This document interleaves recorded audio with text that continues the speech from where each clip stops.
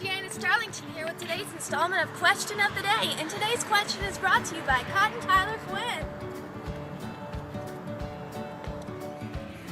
Hey Georgiana, what was your most memorable job? My most memorable job was when I worked in a group home for mentally handicapped adults for a year, changing their diapers and blending up their food and feeding it to them, getting ready to go to the workshops.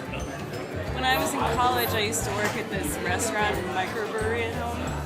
And one night we had Leanne Rhymes come in, and we were really excited. We forgot to get her signature, so we Xeroxed her receipt, which is probably illegal. I got a job at a pizza place for $5 an hour, and I learned how to take little balls of dough and throw them up in the air and make them real big. And I also learned how to listen to classic rock.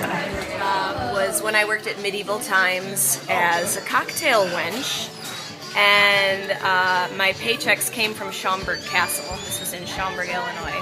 And I was trained by Miss Schaumburg, who gave me the advice when the Falcon goes round and round and round the stadium. She said, whatever you do, don't make eye contact with the bird. I once worked as a carpenter in a 4 o'clock bar in Chicago, and I had to, I'm not a very good carpenter, but I had to redo the place from the hours of 4 in the morning till noon. I mostly just drank. I worked at a grocery store called Bruno's that both my brothers worked at, and the thing I most remember is making out with the guy behind the meat counter in the meat cooler. He drove an Eclipse. I remember Steve Jobs for his ingenuity and his heart. Well, my most memorable job was being a fellow at the Metropolitan Museum of Art, and I had a key to all the back rooms, all the stacks and everything where they kept all the junk. And on Mondays when the museum was closed, I'd wander the museum.